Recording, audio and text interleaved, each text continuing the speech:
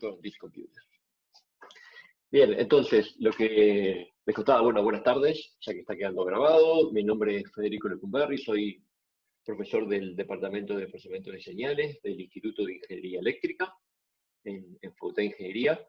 Y lo que voy a contarles en este rato es sobre algunas líneas, proyectos y temas de interés de investigación que tenemos en el área del reconocimiento de patrones. Y puse el título ahí, aprendizaje automático, simplemente una cuestión de nombres o terminología. No sé cuánto se lo han cruzado estos términos en el curso.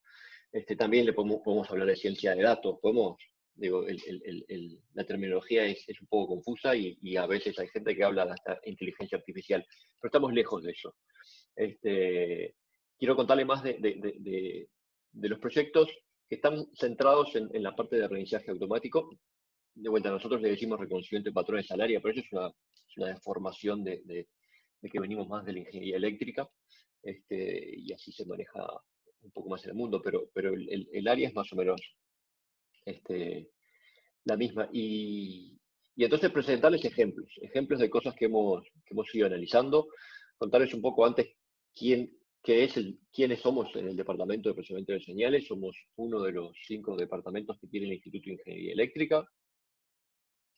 Somos cerca de 24 docentes, hay gente que viene y que va, pero más o menos estamos alrededor de la veintena de docentes. Tenemos varios que somos full time, con dedicación total, una buena cantidad de ellos con una formación de doctorado, y varios deberían haberlo aumentado, pues se recibió otro doctor hace poco, y varios también con posgrados a nivel de maestría. Nosotros estamos dentro de Facultad de Ingeniería, formamos profesionales que hacen trabajo de ingeniería, pero nos dedicamos también a la investigación, y en ese sentido, dentro del departamento, como en todos los lugares de facultad, lo que se fomenta es la carrera académica. Entonces, la formación de posgrado es esencial en el trabajo de los docentes. Nuestras áreas de investigación se resumen en este conjunto que están aquí, que es el procesamiento de señales en general. Eso puede ser audio, imágenes, video, pueden ser datos que provengan de otras fuentes diferentes. Por ejemplo, le podemos sumar datos genómicos a este tipo de procesamiento de señales, pero el conjunto de herramientas es más o menos el mismo, aplicado a esas características que tiene cada uno de los dominios, ¿no? El audio tiene sus características, las imágenes tienen sus características, los videos tienen sus características, y hay que conocer un poco de esas señales que hay abajo. O los datos genómicos tienen sus características, sus errores, cómo se adquieren para poder entender y procesar sobre ellos. Visión artificial es otra de o computer vision, que es como se le llama en inglés, es otra de las áreas donde tenemos también bastante actividad en el grupo. Teoría de la información y el reconocimiento de patrones. ¿Sí? Teoría de la información, todo lo que tiene que ver con la teoría y el modelado matemático de las comunicaciones, que también se aplican a otro tipo de escenarios. Y lo que les decía, reconocimiento de patrones o aprendizaje automático o deep learning, términos que están en la vuelta. Y un poco lo que les voy a contar es cómo esta área de reconocimiento de patrones la aplicamos a diferentes dominios de aplicación, agroproducción, biomedicina, biometría, energía, detección de anomalías, music retrieval, robótica, restauración digital, microscopía. O sea, ahí viene un poco esto de las características de la ciencia de datos, o sea, datos de diferentes fuentes, pero hay que conocer las fuentes, hay que conocer esa interdisciplina para entender cuál es el problema que tiene la otra persona o el otro grupo con el cual estamos interactuando y trabajando desde nuestra expertise, que es el modelado y el acceso a un dominio particular de metodologías. Bueno, mucha enseñanza de posgrado y de grado, amplia red de colaboradores en el exterior y también a nivel nacional, y varios años de experiencia en proyectos interdisciplinarios, tanto en la parte de fundamentos como en la parte de aplicaciones. ¿Sí? O sea, ser una facultad de ingeniería hace que nosotros tengamos que relacionarnos con la industria, y las aplicaciones son un tema clave en el proceso que hacemos, no solamente en estudiar los fundamentos de los métodos que aplicamos. Y quiero contarles muy rápido unas diapositivas para tener una idea de panorama y después ir a alguno de estos ejemplos. Bastante de los proyectos que nosotros hacemos está relacionado con Machine Learning, aprendizaje automático, con el procesamiento de imágenes. ¿Por qué? Porque nosotros de las imágenes somos capaces de extraer características. ¿Sí? Características, features. Esos features, esas características van a alimentar un cierto modelo de reconocimiento de patrones o reconocimiento de eventos o fenómenos que son interesantes de analizar. Entonces, les voy a contar ejemplos aplicados a animales, les voy a contar ejemplos relacionados con salud humana, les voy a contar ejemplos relacionados con calidad de carne y algunas otras cosas que pueden ir, pero que tienen esa característica que a partir de imágenes uno puede extraer features, características para alimentar un sistema de procesamiento de datos y de aprendizaje automático.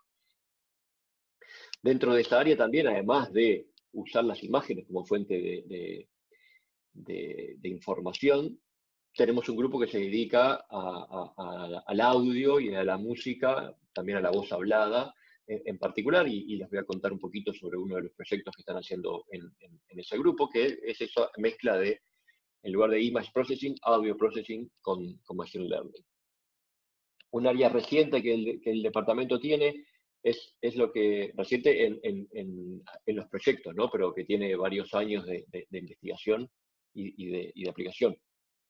Está relacionada con lo que se llama la detección de anomalías, detección de outliers, con un par de aplicaciones bastante particulares que se han ido desarrollando, que una está relacionada con energía, con la detección de pérdidas no técnicas que se llaman de la red eléctrica de UTE, es decir, gente que hace fraude ante los consumos eléctricos. ¿Y cómo esos fraudes son identificados? Normalmente la UTE tiene una división de gente que lo que hace es revisar ese tipo y hacer ese tipo de consumos y hacer inspecciones. Y a partir de esas inspecciones detectar si hay pérdidas no técnicas que se llaman, que son fraudes. Hay una colaboración con la gente de la UTE que tiene ya varios años, donde se ha hecho un estudio y un método para hacer el procesamiento y la identificación de casos sospechosos, ¿sí?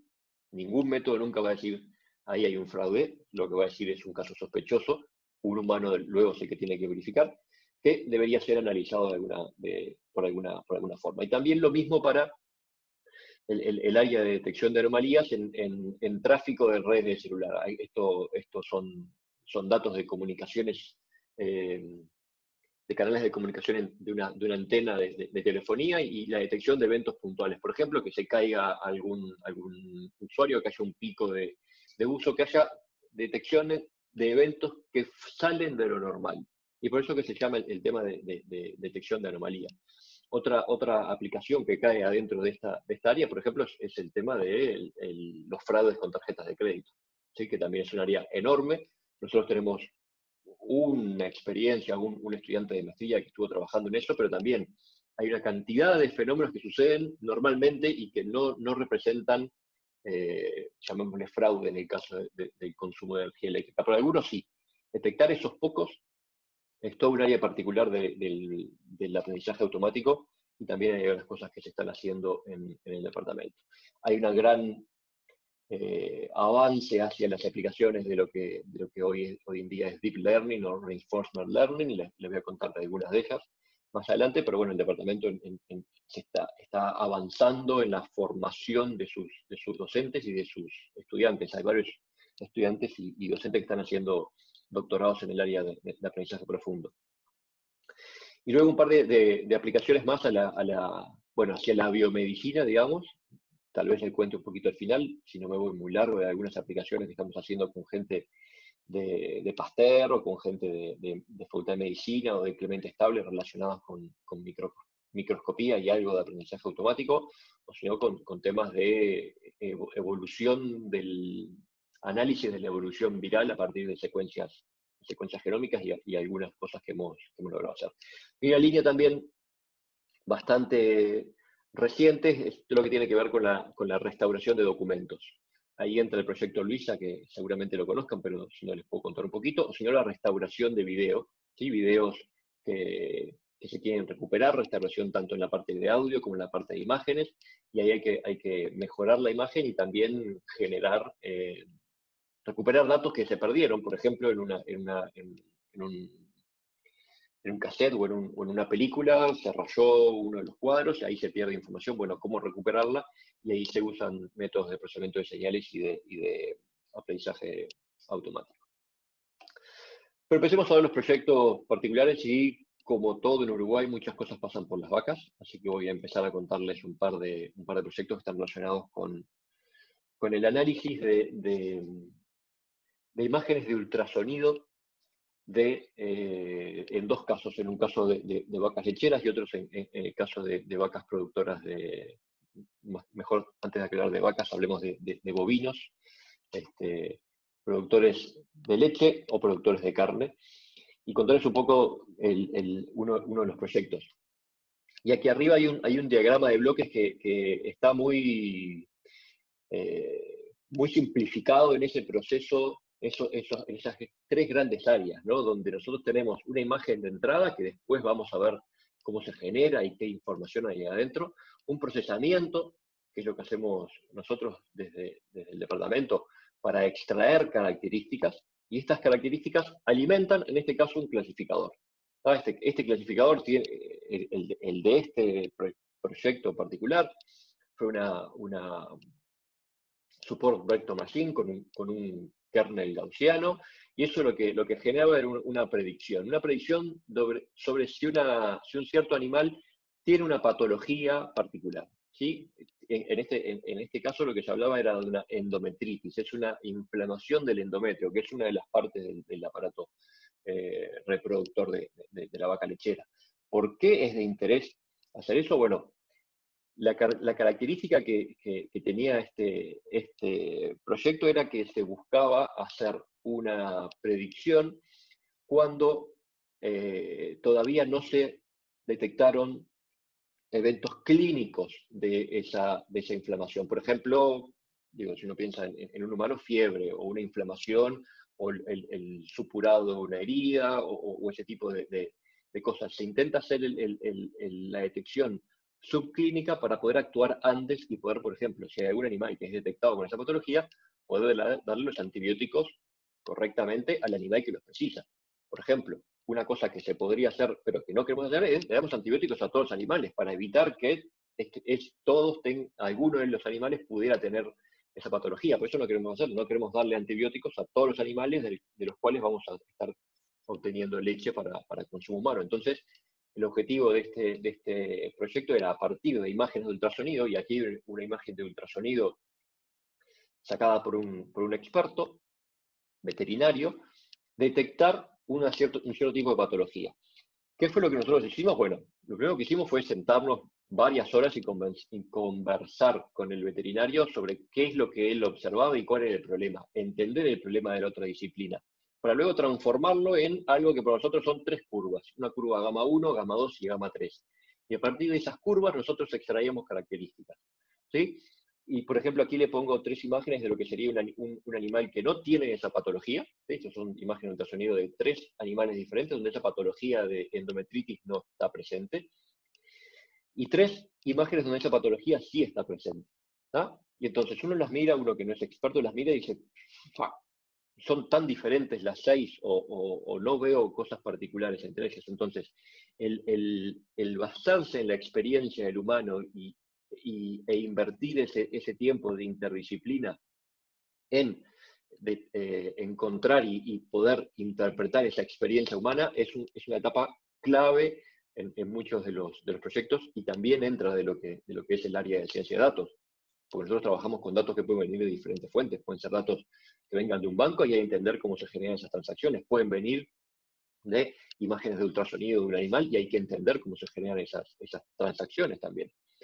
Entonces, a partir de eso, lo que nosotros hicimos fue Detectar, por ejemplo, que el experto se fijaba mucho en esta zona central, que es lo que se llama lumen, que es el canal que conecta con el útero del animal, y se fijaba mucho en la forma. Entonces, si esa forma tenía una forma de estrella, ahí no había mayor problema. Pero si tenía una forma que no era, muy regular o que tenía una intensidad muy fuerte en el centro, eso era un indicador de endometriosis. Entonces, ¿qué fue lo que hicimos nosotros? Una etapa de extracción de características.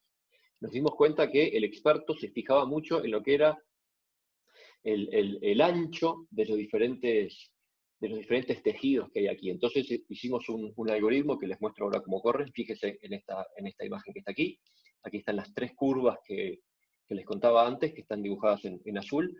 Hicimos un algoritmo que lo que hace es evoluciona, ¿sí? Evoluciona a una velocidad constante. Entonces, ¿qué es lo que es una curva que evoluciona de una hacia la otra? ¿Qué es lo que está midiendo esa curva? Bueno, ¿cuánto demora en llegar un punto, una curva a la otra? De alguna forma nos da una medida de ancho.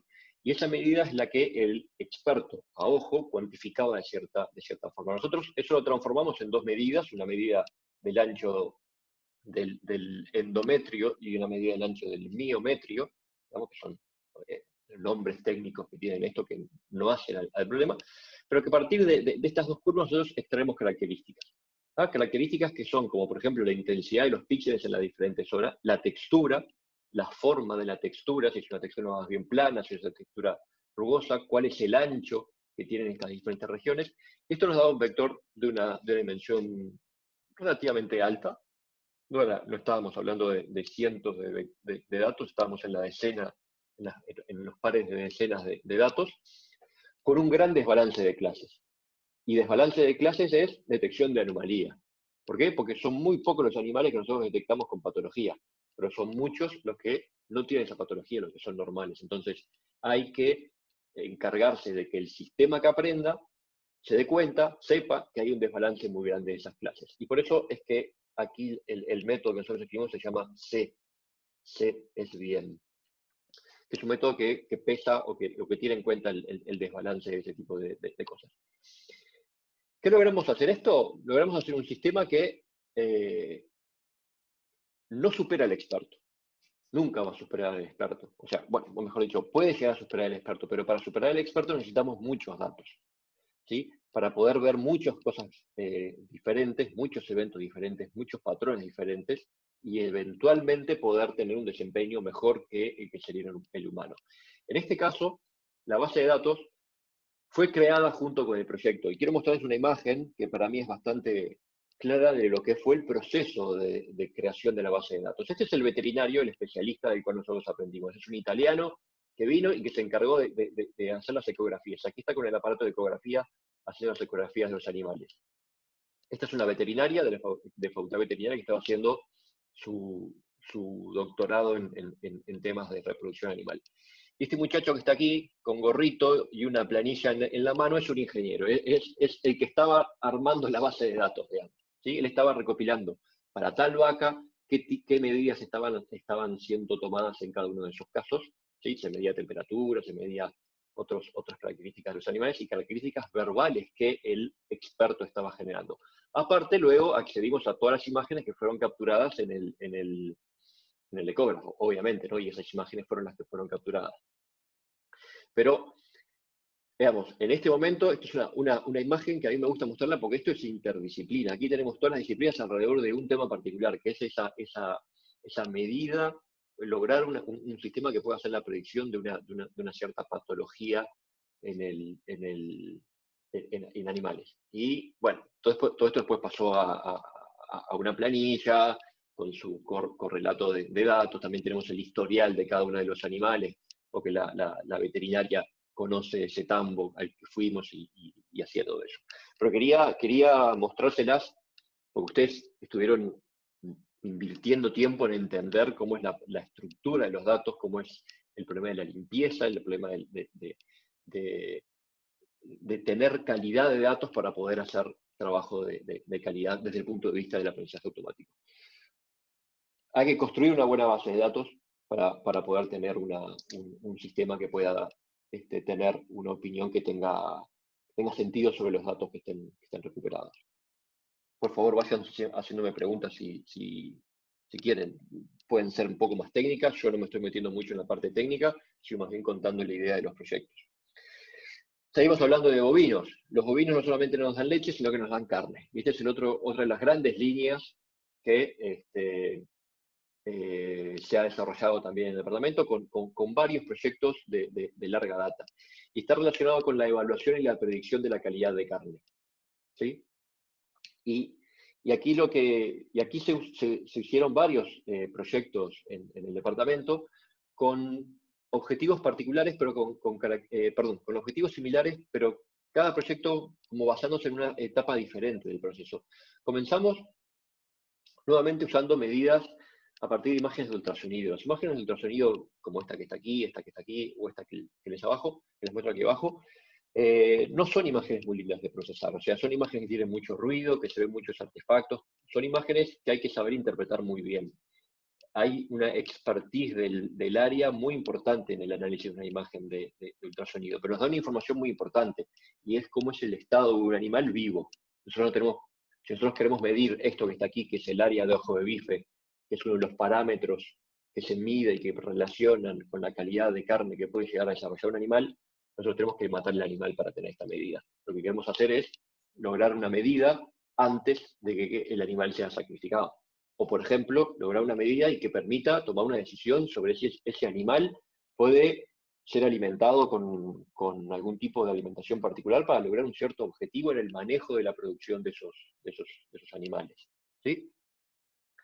Ese es el objetivo final. Nosotros nos encargamos de un conjunto de imágenes. Aquí también hubo una etapa de creación o de curado de la base de datos.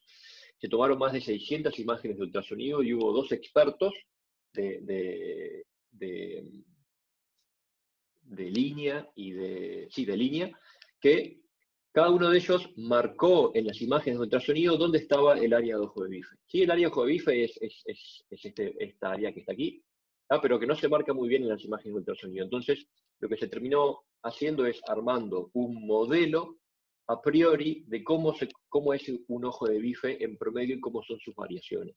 Y eso se usó junto con un algoritmo de procesamiento de imagen que tiene en cuenta los datos puntuales de la imagen, por un lado, y ese modelo de aprendizaje que vendría a ser ese conocimiento resumido por el experto en un modelo que nos dice esto tiene forma de ojo de bife o no. Y lo que les voy a mostrar ahora en la imagen de aquí abajo es cómo el algoritmo evoluciona esa curva para tratar de ajustar lo que sería la forma de un ojo de bife generada por ese modelo a los datos particulares de la imagen. Entonces, si el algoritmo se fijan que corre por ahí, luego se va ajustando, se da cuenta que obviamente es más grande la región, ¿sí? Y luego termina haciendo un ajuste. Esto es automático, esto lo hace solo el algoritmo. A partir de que nosotros tenemos este ajuste automático, podemos extraer características relacionadas, igual que en el caso anterior, intensidad, textura, ver si hay ciertos fenómenos particulares de interés, como esto que está aquí, que es esto que se ve por esta zona. Que de vuelta, ¿qué nos dan? A partir de un modelado, nos permiten extraer características para alimentar un sistema de aprendizaje automático que tome una decisión. Una decisión que en este caso no es una clasificación de si hay una patología o no, que nos da un indicador. Esto no sería una clasificación, sería una regresión, pues nos debería dar un indicador de cuál es la calidad de carne. Y en particular lo que se mide son 2 o 3 parámetros que están resumidos aquí, A o B, que es el área de ojo de bife, que es esto que está sumado aquí, esto que está mostrado aquí, o que está mostrado aquí en las imágenes ya de animales carneados, o el IMF, que es el intramuscular fat, que es la grasa intramuscular, que es la que está dentro del animal. Es esa grasa que cuando nosotros preparamos el churrasquito se va derritiendo y que le da un cierto sabor particular, ¿tá? Y que es característico de diferentes culturas. Hay ciertas culturas que prefieren carnes que tienen más grasa que otras, y en particular poder evaluar eso define un mercado hacia el cual apuntar el tipo de carne o el tipo de animal que se está generando. Entonces, la medida del marmoreo o grasa intermuscular se puede hacer tanto a partir de las imágenes ya faenadas, como esto que tenemos aquí, donde aquí lo que tenemos es una clasificación a partir de modelos de color, de las diferentes áreas del área del músculo, o a partir de imágenes de ultrasonido.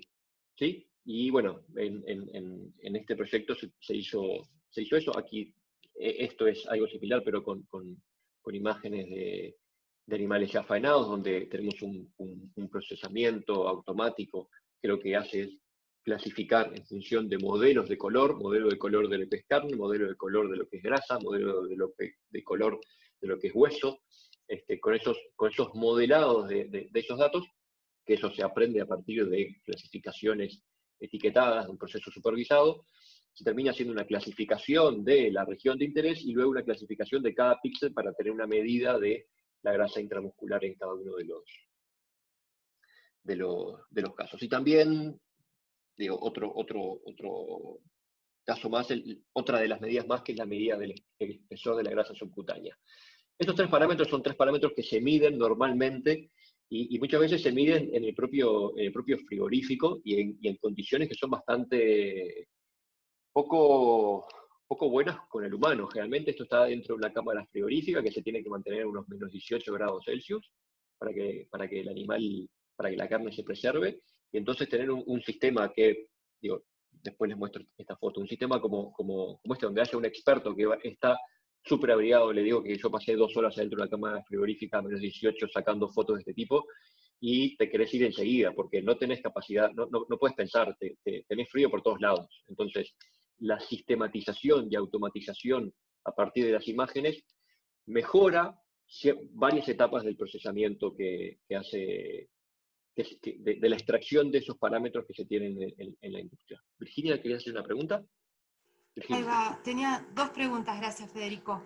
Es para saber, ese proyecto, cuántas horas de investigadores llevó desde que empezó hasta que nos estamos hablando de 3 meses, de 1 año, de cuánto, más o menos de cuántas personas, y de cuántas imágenes también, esto para Sí. llegar, y después, no sé, iba a preguntar kilos de carne también, pero no estaba segura. Lamentablemente nunca vimos un churrasco nosotros, solamente vimos imágenes. Estos fueron, yo no tengo ahora el número correcto, pero estos deben haber sido, acá hubo proyectos CSIC, hubo proyectos PDT, cuando los PDT todavía existían, hubo proyectos ANI, hubo proyectos CSIC. Estamos hablando de por lo menos 5 proyectos diferentes que se hicieron tanto con Facultad Veterinaria como con INIA.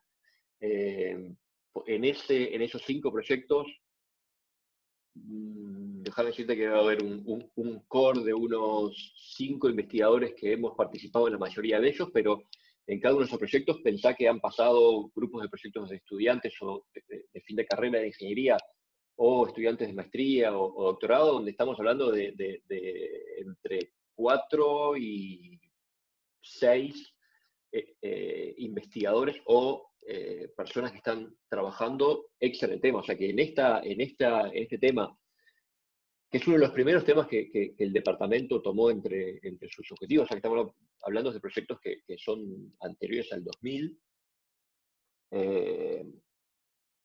deben haber pasado más de 25 o 30 personas haciendo trabajo relacionado en algunos aspectos. Algunos trabajaron en las imágenes y el marmoreo en imágenes ya faenadas. Otros trabajaron en la parte de imágenes de ultrasonido. Otros trabajaron en la parte de área de ojo de bife y grasa intramuscular en ultrasonido y en imágenes faenadas. O sea, se ha ido atacando el problema con diferentes enfoques. Pero es una gran área de aplicación, que es la de la extracción de los parámetros carniceros. Y te puedo decir que hoy en día tenemos un proyecto que está por empezar, es un proyecto del fondo de datos, que va a empezar ahora con ANI, donde vamos a mezclar datos genómicos con datos de información de grasa intramuscular. Grasa intramuscular, ácidos grasos, perfiles de ácidos grasos. O sea, es un enfoque de un problema similar, pero con otro tipo de datos. Nos encantaría, además de datos genómicos, poder mezclar los datos de las imágenes de ultrasonido. Esa base de datos está, y INIA tiene base de datos que tiene todas esas cosas, pero digo, no están integradas, y a nosotros como investigadores nos encantaría meterle mano a esos datos, pero todavía hay que ir por diferentes etapas. Entonces, es una línea de investigación, por eso le hablaba de líneas y proyectos, que viene trabajando durante décadas con mucha gente y evolucionando los diferentes métodos y acompañándolos con los métodos de aprendizaje automático que estamos desarrollando. Por ejemplo, esta foto que les estoy mostrando aquí, este es un proyecto de fin de carrera de un grupo de estudiantes que esto que tiene este estudiante en la mano, esto es una carcasa de computadora, de las computadoras viejas, desarmadas, que tiene un par de lámparas que regulan lámparas de iluminación, que regulan la luz, de forma de generar una luz difusa, pero que ilumine de una forma uniforme el corte este que se llama el corte pistola, que está dentro de la cámara frigorífica, con una cámara aquí abajo conectada a la computadora. Aquí hubo otra etapa de adquisición de datos por un experto que después observó las imágenes y fue marcando los áreas de ojo de bife, fue evaluando la grasa intermuscular que hay en cada una de esas imágenes. Entonces también aquí hay una etapa de captura de datos. ¿Qué nos encantaría hacer a nosotros? Un robotito que se meta dentro de la cámara frigorífica, que no tenga problemas de trabajar a menos 18 grados, identifique cada uno de estos cortes pistola, tome la imagen correcta, saque los parámetros, lea el tag este que está aquí. ¿Sí? Aquí cada una de estos cortes pistolas tiene un tag que dice que está toda la información de trazabilidad. ¿Sí? Y con eso se alimenta la base de datos. Ahí tenemos robótica, tenemos obviamente que todo lo que es el moverse un aparato autónomo dentro de una zona no pensada para que se mueva, la identificación por imágenes, la lectura tanto de imágenes como de código barra. O sea, hay una cantidad de problemas de tareas que se pueden juntar para poder automatizar esto y lograr tener un conjunto de parámetros que puedan tener una evaluación de lo que serían parámetros de calidad cárnica en este sentido. Dejamos las vacas por un lado, hay más cosas relacionadas con agro, también con imágenes a partir de drones o con imágenes satelitales relacionadas con agro, medidas de índice verde, medidas de predicción de cantidad de árboles que hay plantados en una zona, o sea, los árboles los plantan, crecen, pero ¿cuánta madera puede dar un árbol? Eso depende de ciertos parámetros y se pueden llegar a correlacionar a partir de la medida del tamaño o el volumen y la edad que tiene cada uno de esos árboles. Eso se podría hacer con imágenes de drones y con otro tipo de cosas. Quiero contarles de un par de proyectos relacionados con biomedicina, más con temas humanos. Y este es otro proyecto que, si se fijan, lo que está aquí arriba es el mismo diagrama de bloques. Imagen de entrada, procesamiento de imágenes, extracción de características y clasificación. En este caso, para detectar una patología. Esto sería el mismo ejemplo que le mostré de la endometritis de la vaca, pero esto es el caso para la detección de melanomas a partir de imágenes de dermatoscopía. No sé si ustedes han ido a consultas de los dermatólogos, pero el dermatólogo tiene un aparatito que es una lupa con una luz, que esencialmente lo que hace es mira cada una de las manchas y te dice, no te preocupes, esto es un lunar, bueno, esto vamos a ir mirándolo. Hay una cierta experiencia ahí del dermatólogo, lo mismo que hicimos con el veterinario. ¿Qué hizo este proyecto? Bueno, este proyecto hizo diferentes cosas. Una de las etapas importantes del procesamiento de imágenes es lo que está mostrado en estas tres imágenes que están aquí, que es una etapa es como un afeitado digital, digamos. ¿Sí? Es remover los pelos que evitan de tener la lesión, la lesión pigmentada bien definida. Y luego que hubo esa etapa de remoción de esta interferencia, digamos, está definida el área de interés. Y sobre esa área de interés, aquí tengo otra imagen, sobre esa área de interés se extraen características. ¿Qué características? Las mismas que ve un dermatólogo. Y ahí lo que nosotros conversamos y nosotros, una cosa general de todas las diapositivas. Aquí abajo los estoy poniendo cuál es la referencia en el cual este trabajo fue publicado y pueden ir a buscar más información ahí, o si no me preguntan. Aquí esencialmente el dermatólogo mira 7, 10 parámetros, ¿sí? Un conjunto de parámetros. Algunos se llaman parámetros ABCD, otros es el conjunto de 7 parámetros, son cosas diferentes que se observan, para hacer una evaluación basada en una gran experiencia, que es la experiencia que tiene el médico, ¿no?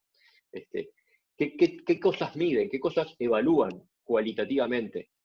Por ejemplo, evalúan la forma que tiene la lesión, el color, la variación del color, ¿sí? La textura que tiene la lesión y sobre todo los bordes, si son bordes bien definidos o son bordes más suaves. Y también definen como 3 áreas. Les interesa el borde inmediatamente exterior a la lesión, el propio borde de la lesión y luego la parte interna de la lesión. Todo eso se hace con procesamiento de imágenes automático y a partir de cada una de estas regiones se extraen características y se alimenta un sistema de clasificación. Ya te doy la respuesta, la pregunta, Andrés. Y número de imágenes, aquí lo noté, 655 imágenes fueron usadas, 544 de imágenes que no eran melanomas, o sea, eran lesiones pigmentadas, pero no eran melanomas, 111 sí correspondían a melanomas.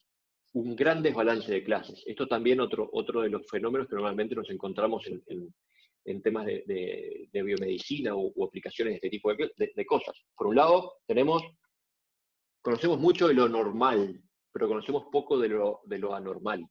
¿tá? Y poder decir que esto es suficientemente anormal como para llamarle la atención, como para dar una alerta, eso es parte del aprendizaje. Andrés, pregunta. Federico, ¿todo bien? No, ¿Y una tú? pregunta, me queda la duda de, siguiendo el diagrama de bloques, digamos, en el proyecto, ¿qué porción del tiempo o del esfuerzo, llamale, está en el procesamiento de la imagen y feature extraction, y cuánto en la clasificación? No sé si tienen idea de eso. Sí, buena pregunta. El problema es que este proyecto lo hicieron mientras yo estaba en el exterior haciendo mi doctorado, entonces no sé exactamente cómo fue el proyecto pero no te voy a responder de este porque no tengo no te doy No, la pero respuesta. no tiene por qué ser muy concreto, pero en general. Pero en general son, desde un punto de vista de proyecto científico, nosotros muchas veces tratamos de llevar las cosas por 2 caminos. O sea, tener un conjunto de imágenes de las cuales nosotros podamos ir entrenando todo el proceso de tengo características extraídas y quiero empezar a estudiar el sistema de aprendizaje automático. Y por otro lado, estudiar los métodos para cómo hacer la extracción de características. O sea, tener un conjunto de imágenes que ya están suficientemente bien procesadas, que fueron procesadas a mano, y después podemos extraer las características fácilmente para entrenar ese sistema de clasificación. Y por otro lado, ir, entre comillas, tuneando estos métodos de procesamiento para poder hacer la adquisición. A veces no hay más remedio que hacer las cosas en pipeline, y bueno, y ahí a veces lo que termina pasando es que en la etapa de aprendizaje se aprieta un poco más, tienen menos dedicación por los tiempos que tienen los proyectos, tanto proyectos de fin de carrera, como proyectos de posgrado, como proyectos de investigación. Pero desde un punto de vista de una metodología, muchas veces tratamos de hacer como caminos paralelos, en el sentido de que hay un subconjunto de la gente que está pensando en cómo procesar todas las imágenes para obtener un conjunto de características. Y por otro lado, bueno, dado que tenemos esas características, que son el nexo entre estos 2 bloques, entre el procesamiento de señales y el aprendizaje automático, tratar de concentrarnos y entrenarnos en la parte de entrenamiento y de entender los clasificadores, porque hay mucha ingeniería también en qué características son las interesantes para extraer. ¿Ah? Y aquí vuelvo a lo que les mencionaba antes de conversar con el experto. El experto es el que sabe qué mira. Es lo que mira el veterinario, es lo que mira el dermatólogo, es lo que mira el experto de INEA cuando dibuja el área bajo de bife. En la interdisciplina hay que invertir muchas horas primero para tener una terminología común, para hablar el mismo idioma, y segundo para definir bien el problema. ¿Sí? Porque muchas veces vienen y te llegan, sí, mirá, lo que quiero hacer es, como decía, contar más o menos cuánta es la cantidad de madera que me va a dar este bosque que está aquí. Ok, está, perfecto, pero ¿cómo haces eso? Y ahí empezás la conversación y la definición del problema puntual. en este otro ejemplo, de cuántas horas en total estamos hablando, desde un comienzo del proyecto hasta tener un diagnóstico, en este caso equivalente al humano. Este fue un proyecto, déjame recordar, este creo que fue un proyecto ANI de 2 años. Aquí hubo un proyecto de fin de carrera y un estudiante de maestría, o sea que estamos hablando de unas cuantas horas de dedicación de los estudiantes. Fíjate que cada estudiante de un proyecto de fin de carrera que trabaja en esto le dedica no es uniforme, pero entre 10 y 20 horas semanales durante más o menos un año. Obviamente le dedican menos tiempo al principio, le dedican más tiempo al final, como todo proyecto, pero fue un proyecto, si mal no me acuerdo, fue un proyecto María Viñas. No me acuerdo bien, pero si vas a esa publicación, después te puedo pasar el artículo, ahí está agradecido el proyecto y está toda la gente que participó y que estuvo en el tema. Bueno, resultados, consulta a su médico, eso siempre. Lo mismo que antes. Si uno evalúa los números finales que tiene este proyecto, puede decir que los resultados son similares a los de un experto. O sea que hay una cierta cantidad de falsos positivos y de falsos negativos, y que el accuracy, y bueno, todas esas medidas que uno tiene, lleva a que el sistema funciona similar a un experto. Pero también el experto lo que el sistema puede hacer es decirte, esto no es con seguridad, esto es con seguridad, y de esto yo no sé. No te quiero decir, no te quiero dar información. Eso muchas veces también sucede con los expertos, o sea, hay que hacer otro tipo de exámenes que no alcanza con el examen visual como para hacer esto, pero digamos, este no es un sistema en producción que te diga usted tiene un melanoma o no. Pero en esa comparación, para cuantificar el producto, bueno, los resultados son similares a los de un experto. Disculpen, pero el vecino está de reformas y está golpeando. Espero que no demore mucho. Otro proyecto similar, también relacionado con el área de biomedicina, es la detección de pólipos en colonoscopía virtual. ¿Qué es lo que hace aquí? Bueno, normalmente pólipos son regiones que pueden desarrollar algún cierto tipo de tumor o de tumor maligno en el área del intestino, en la colonoscopía. Entonces, esto normalmente lo que se hace es a partir de una colonoscopía real, digamos, donde arriba hay 3 imágenes. Disculpen que algunas imágenes pueden ser medias feas de ver, donde son imágenes típicas de algunos pólipos que aparecen en colonoscopía real, ¿sí? Entonces ahí el médico, el experto, lo que hace es una exploración del área y detecta donde hay ciertas zonas que deberían después ser atacadas particularmente, dependiendo de lo que sea el sistema. Lo que hace este sistema es más, este sistema es parte de se fijan, el primer autor del trabajo es Marcelo Fiori, que se fue corriendo recién. Este fue parte del proyecto de maestría de Marcelo. Entonces, a partir de imágenes de colonoscopía virtual. ¿Sí? Entonces, ¿qué es lo que hace la colonoscopía virtual? Parte de un conjunto de imágenes que son imágenes de tomografía, ¿sí? Que son un poco más amigables con el usuario de tomar que las de colonoscopía, la descolonoscopía. A partir de esos cortes de la tomografía, lo que se hace es, se reconstruye, que es esto que está aquí, se reconstruye la zona del intestino que se va a revisar, ¿sí? Y en particular la parte del colon, ¿sí? Y luego, a partir de estos datos, ¿sí? Que estos son los datos a inspeccionar, a partir de esto estamos en este punto, segmentación y formas geométricas, luego se identifican regiones que son candidatas de poder ser una región que pueda transformarse en un tumor maligno o no. Y eso se hace a partir de datos de textura o datos geométricos, ¿sí? Por ejemplo, curvatura, por ejemplo, volumen, por ejemplo, la reflexión que tiene ante, perdón, la reflexión, el tamaño que tiene el pólipo respecto de lo que sería la superficie común si ese pólipo no estuviera ahí. O sea, son características que se extraen, que se computan automáticamente a partir de este conjunto de datos, que no es otra cosa que un volumen tridimensional. ¿Sí? Entonces, recorrer ese volumen tridimensional, extraer esas características, utilizar, aquí en este caso se hizo un clasificador también con un support vector machine, y luego marcar cada uno de esos patches con un cierto indicador, que es lo que el sistema entrega. ¿Ah? O sea, esto, atención, aquí puede haber un área de interés para que alguien, un experto, lo evalúe. Todos estos sistemas lo que permiten es la sistematización y la automatización en la detección de ciertas cosas. Pero esto nunca va a eliminar al experto. Esto puede hacer que el experto se concentre en estudiar casos dudosos o casos puntuales. Pero, por ejemplo, muchos casos que no corresponden, pensemos en la aplicación anterior de melanoma, muchos casos donde el sistema es suficientemente experto como para decir, no, eso no hay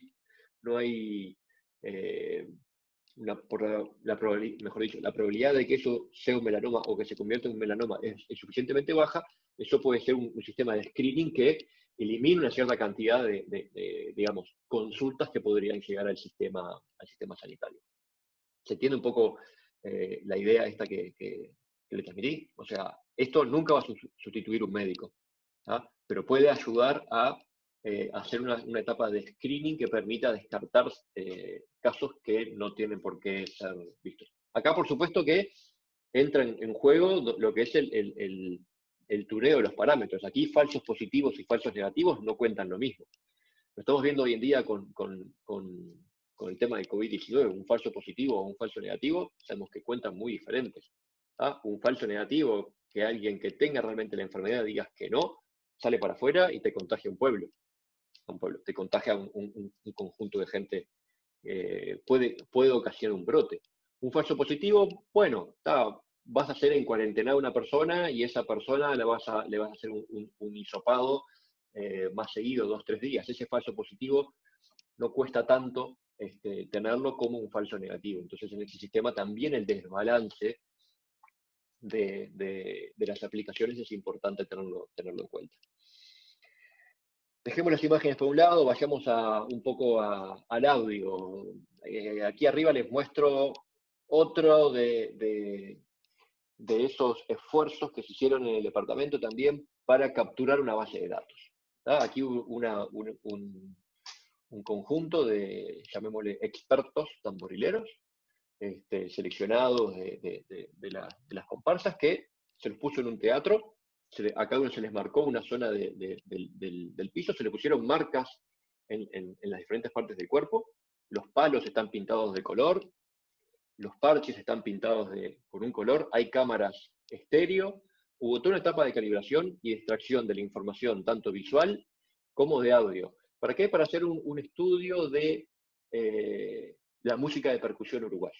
Y en particular está aquí la tesis de Martín Rocamora, donde esos son partes de los resultados, que son métodos computacionales para el análisis de música de percusión, en particular con el candombe. ¿Sí? Aquí además lo que estoy mostrando hay un esqueleto ajustado a cada uno de los tamborileros. Eso es un método que no fue desarrollado por el departamento, por nosotros. Esto es un método que se puede descargar y correr sobre cualquier conjunto de imágenes. Es como para mostrar otro tipo de datos que se puede sacar.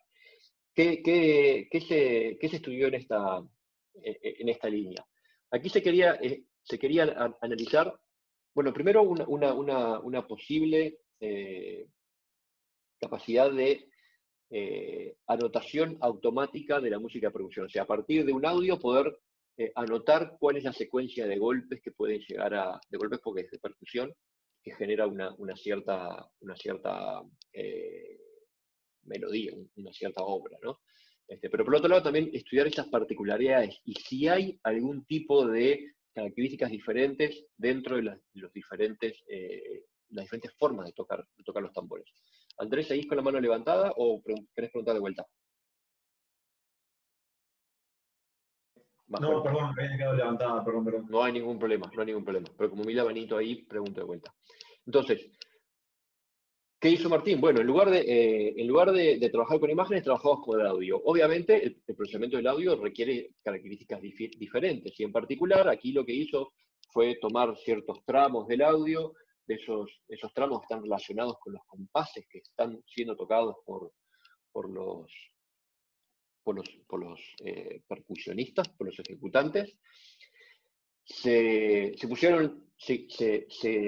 elaboró una estructura de datos particular, que es lo que estoy tratando de mostrar aquí en esta figura de arriba, que se arma esta figura que está acá, y se extraen características que están relacionadas con variantes de lo que es la transformada de Fourier, para los que entiendan de transformada de Fourier. Son variantes de transformaciones que se hacen sobre los datos para extraer características que pueden tener información frecuencial o similar.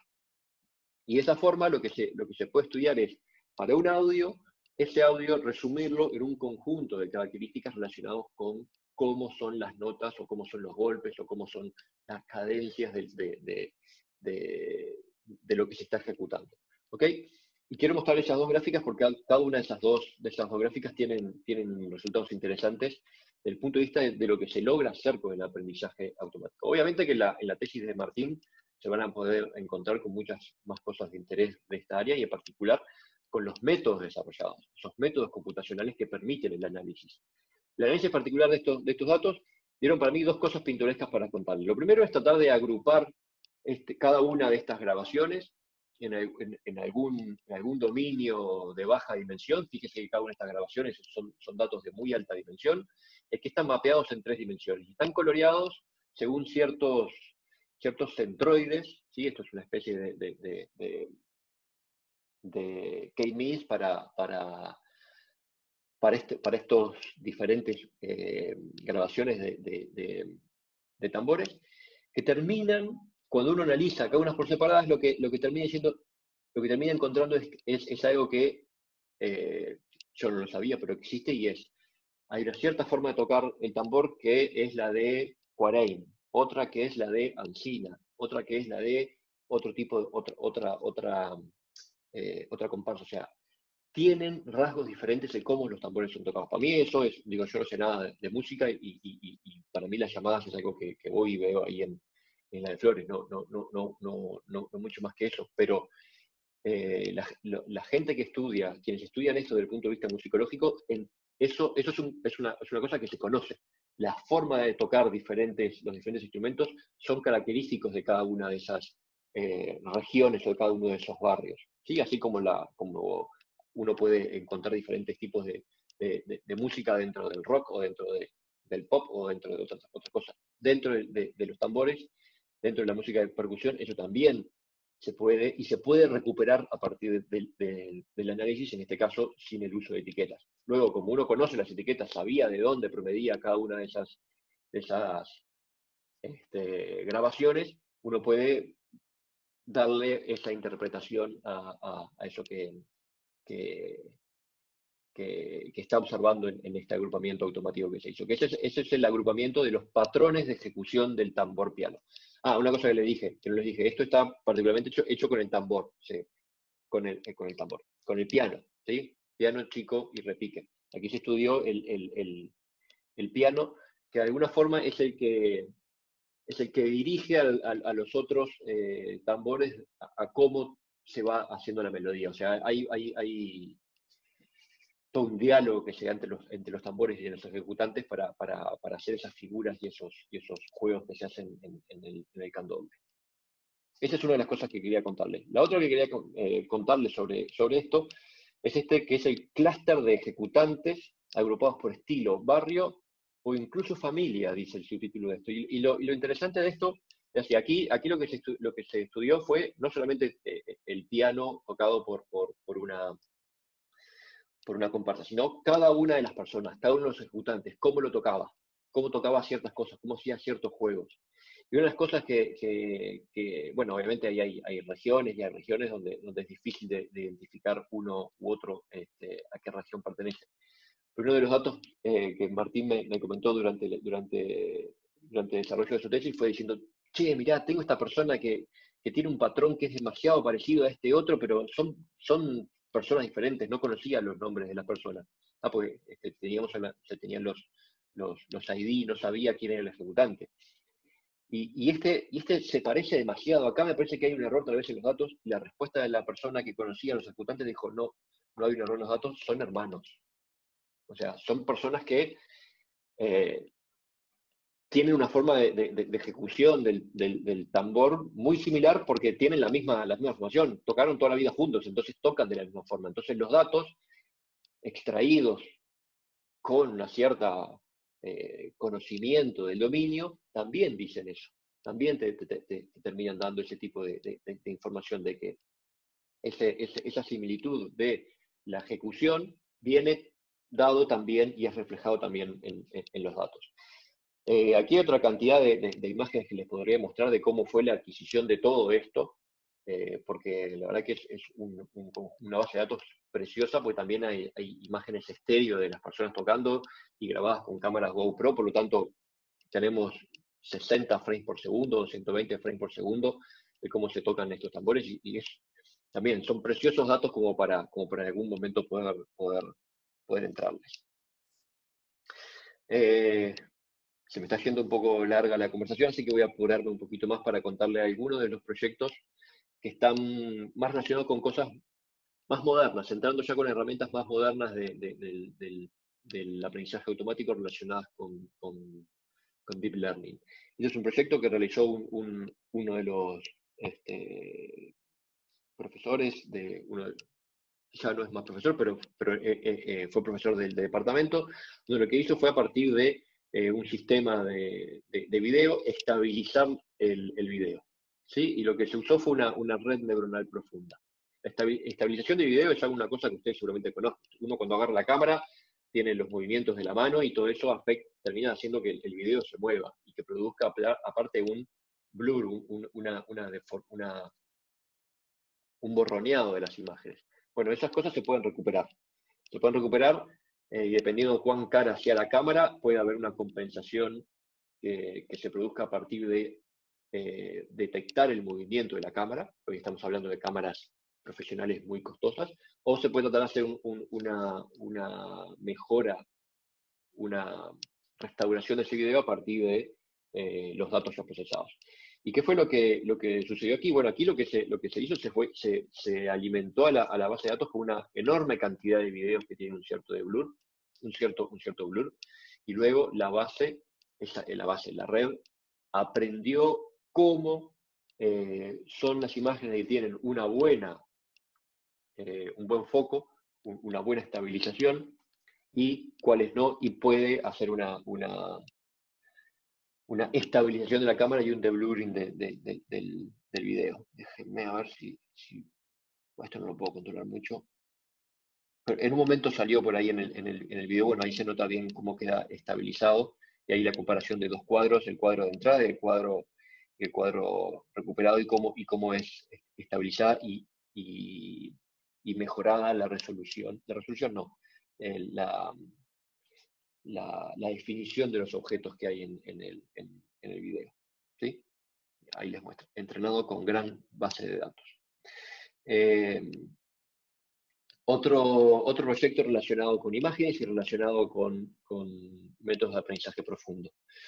Antes de empezar con esto, ¿ustedes escucharon o en algún momento les hablaron de los autoencoders?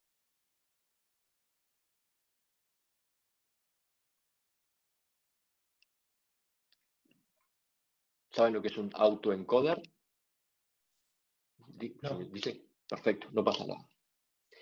Les trataré de explicar. Este proyecto es muy lindo de mostrar por lo visual y lo impactante del visual que tiene. Este proyecto lo que busca hacer busca separar lo que sería, dado una imagen, la reconstrucción de esa imagen con características particulares de esa imagen. ¿Sí? Con imágenes de caras. Entonces, en particular, este proyecto se basa en una base de datos que era pública, ya no es más pública porque fue bajada por digamos, protestas de personas que había en esas imágenes, donde hay una cantidad de imágenes y tienen etiquetadas ciertas cosas. Por ejemplo, son imágenes de la persona, son dos imágenes de cara donde la persona tiene lentes, o está usando gorro, o tiene el pelo ondulado, o tiene bigotes, o está sonriendo. ¿Tá? Entonces, todas esas son características. Y lo que hizo este proyecto, este es un trabajo de José Lezama, ahí abajo está la referencia, es un sistema que, déjenme ponerles esta imagen y tratar de explicarles rápidamente lo que es. El autoencoder lo que trata de hacer es, si yo tengo un vector de entrada de x1, trata de generar una representación de x1 lo más parecida a x1 posible, pero pasando por una etapa intermedia donde reduzco la cantidad de información que tengo sobre x1.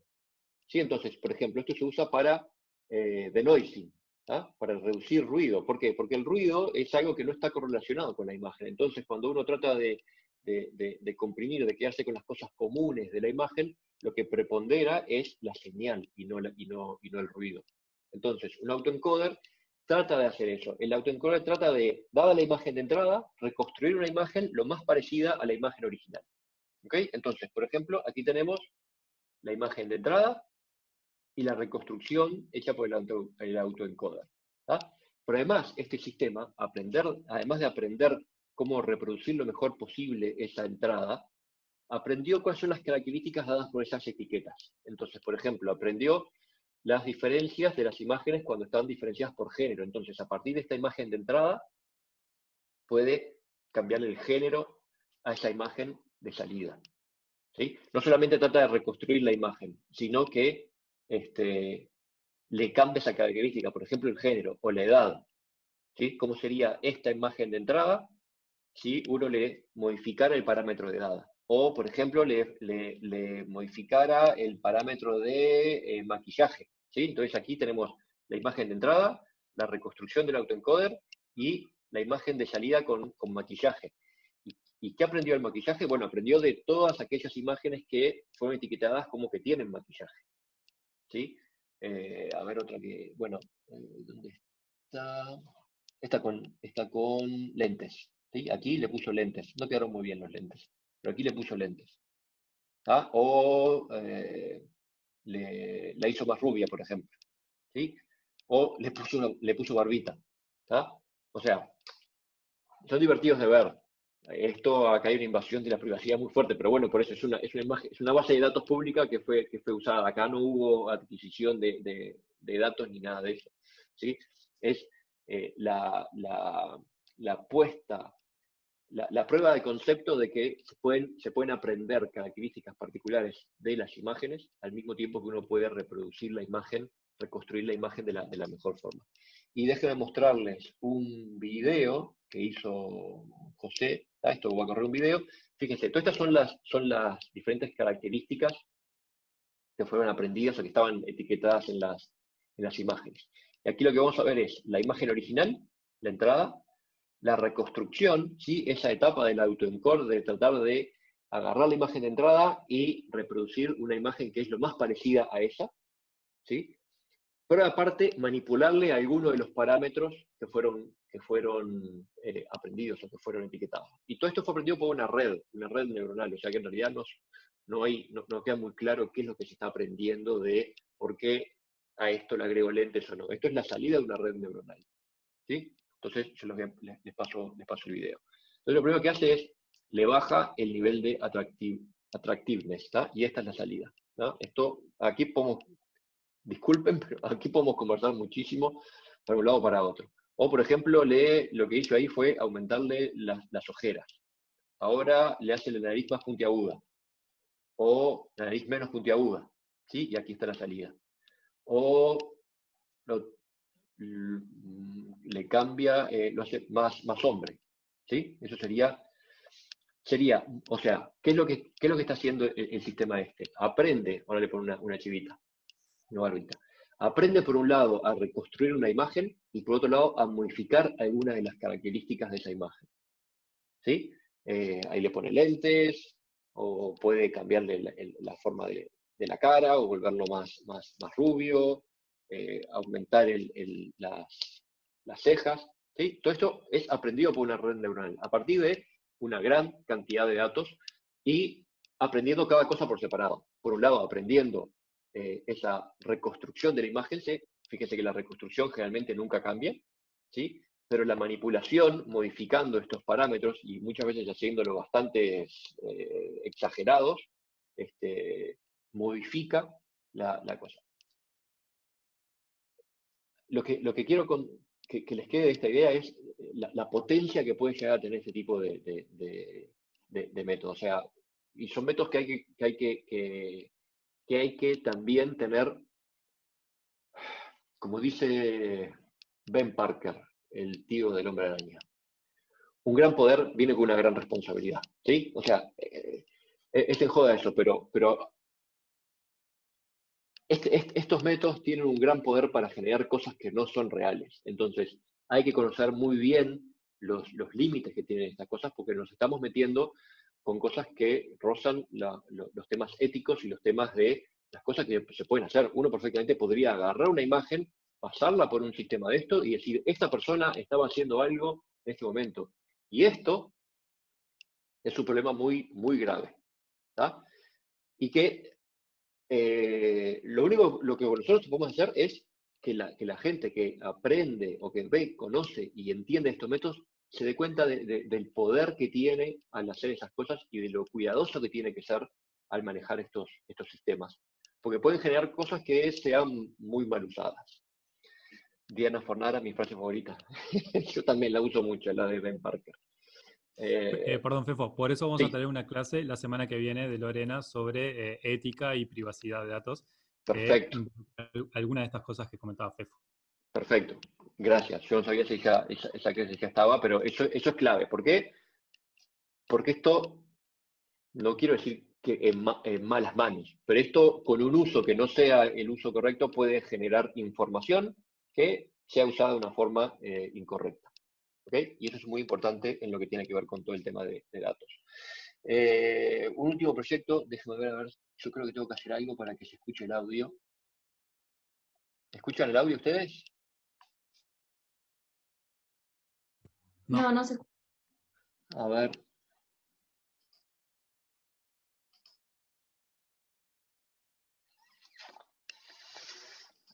Estoy buscando.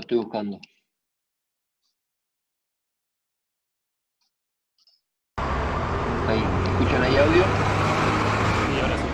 Entonces voy a poner de vuelta el video y les voy a contar. Este es otro proyecto que también implicó la captura de datos, es un proyecto de tesis de maestría de Pablo Cinemanas, que lo que busca es entender cómo son los entornos sonoros dentro de la ciudad y en tiempo real, ¿sí? Y en particular lo usó para la clasificación de escenas pensadas desde el punto de vista de audio, del entorno sonoro, ¿sí? Estos son proyectos que son similares que se están haciendo, por ejemplo, en Nueva York, y uno puede entrar hasta ahí a Sonic y ver qué es lo que está haciendo, que sería Sounds of New York City. También se está haciendo en Dublín. Y aquí en Montevideo se está haciendo algo particular. Hay un acuerdo con la Intendencia para hacer cosas similares y también están en contacto con gente que está en NYU, en Nueva York, para hacer cosas similares. ¿Qué hizo este proyecto? Este proyecto capturó audio y a partir de la extracción de características del audio, cosas similares a las que hablamos respecto a los tambores, pero utilizando una red profunda, trata de clasificar lo que está sucediendo en la escena en diferentes escenarios. Entonces, por ejemplo, clasifica el tipo de medio de transporte que está pasando, si es un auto, si es un ómnibus, si es una moto, o si hay eventos sociales, digamos, si hay charlas, si corresponde a música, ese tipo de cosas. Entonces yo ahora les paso el video, ustedes van a escuchar y van a ir viendo cómo las barritas se van moviendo y más o menos termina haciendo esa clasificación. Esto de vuelta es una red neuronal que fue entrenada. Aquí la persona que grabó el video y que grabó el audio etiquetó, en este momento pasa un ómnibus, en este momento pasa una moto, en este momento hay una charla de personas, o sea, la calidad de los datos, súper importante para generarlos y tener una buena base de datos sobre la cual trabajar. Va el video. Corre cámara.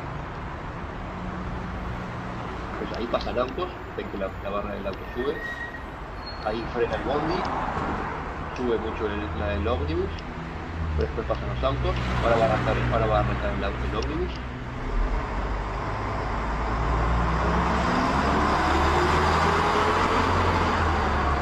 Sube mucho el ómnibus. Pasa otro ómnibus. Auto. No hay ninguna moto en este video. Sí, entonces, es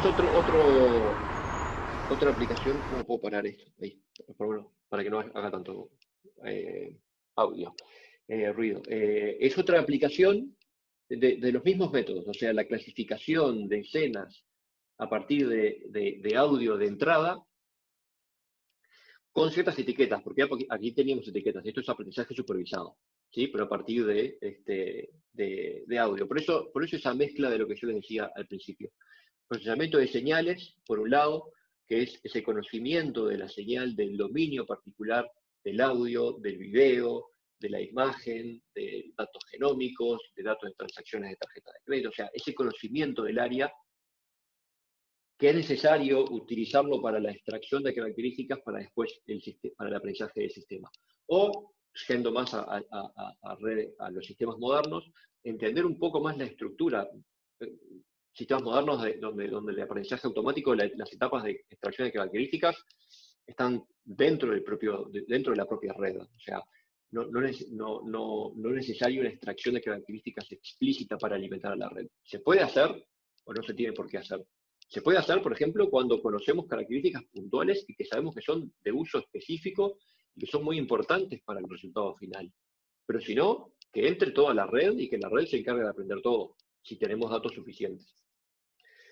Supongo que conocen el proyecto Luisa o que están más o menos al tanto, si no, se los quería contar. Es un esfuerzo muy grande que está haciendo Facultad, junto con Facultad de Información, la Facultad de Información y Comunicación, que es el procesamiento de los documentos relacionados con los desaparecidos durante la dictadura. Esto es un convenio que hubo con madres y familiares de desaparecidos, y hay un conjunto de documentos que son públicos, semipúblicos hasta cierto punto, pero que en particular Facultad tiene acceso, y este es como un subproyecto que se armó, tipo de crowdsourcing, para lograr entrenar un sistema que pueda, a partir de imágenes y texto, lograr hacer una transcripción automática de esos documentos. Estos documentos están muy mal escaneados, o sea,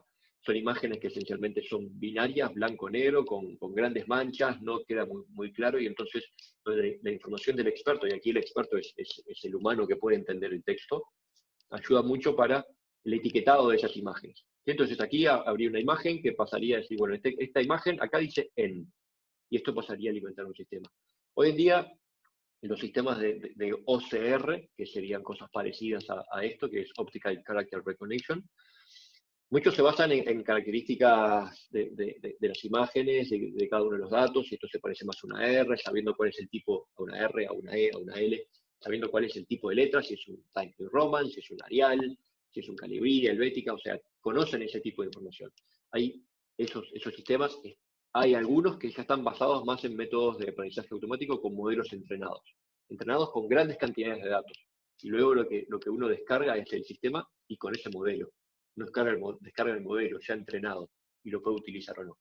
Por eso quería contarles esto. Y ya voy como 1 hora y 10 larga, así que esto me lo voy a saltear, pero esta diapositiva lo que quiero mostrarles con esta diapositiva es que no solamente dentro del proyecto, dentro del departamento nos concentramos en aplicaciones, también nos concentramos en la parte de los fundamentos, en cómo son los métodos y las herramientas matemáticas para entender cómo esos métodos luego funcionan con datos. Y en particular esto es un trabajo hecho también por Lezama y otros, que hacía un preprocesamiento de los datos de forma que puedan tener una distribución en el espacio donde viven, que tomados por un método de aprendizaje automático posterior puedan tener un mejor desempeño. Es como aprender una mejor métrica para calcular sobre los puntos, ¿sí? Creo que lo deben haber escuchado, pero como estamos trabajando en puntos de muy alta dimensión, decir que dos puntos de dimensión 28.000 son parecidos entre ellos o no es muy difícil. Y las métricas ahí dependen mucho del conocimiento de dónde provienen esos 28.000 puntos. ¿Sí? Esos 28.000 puntos pueden ser el tamaño del genoma de algún virus o pueden ser una imagen, los píxeles de una imagen escrito como un vector. Obviamente que los vamos a procesar de forma diferente si sabemos de dónde viene cada una de las señales.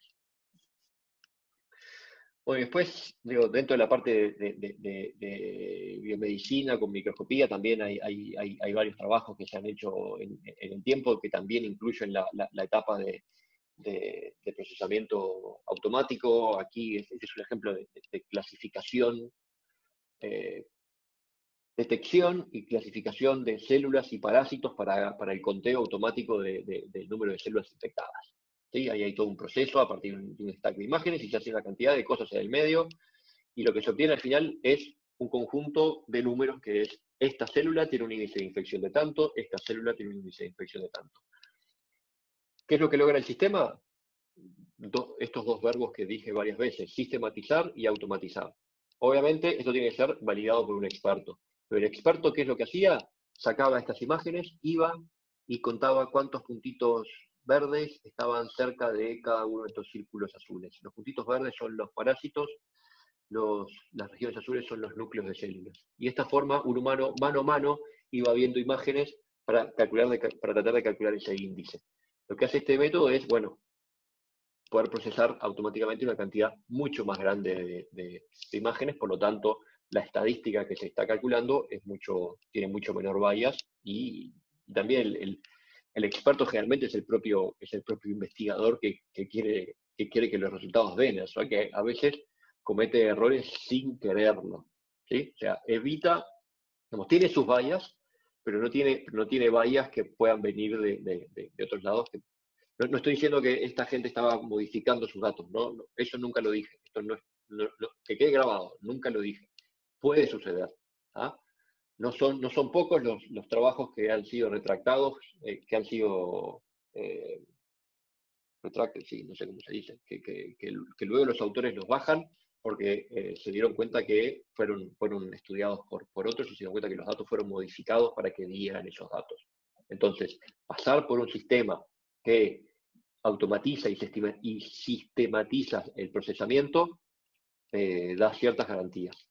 Pero en todos lados se puede hacer trucos. Por eso, con un gran poder, una gran responsabilidad. Más cosas de biología y creo que nada más. Si quieren visitar la página del departamento, esa es la dirección y esa es la carátula de la web. Es el IE/DPS, Departamento de Procesamiento de Señales. Ahí tienen contacto, tienen nuestras publicaciones, investigación y en particular está la parte de enseñanza y los cursos que damos y no quiero hablar más porque ya hablé suficiente. No sé, me gustaría, los dejo a ustedes comentar cosas si tienen dudas, si tienen ideas, si tienen preguntas.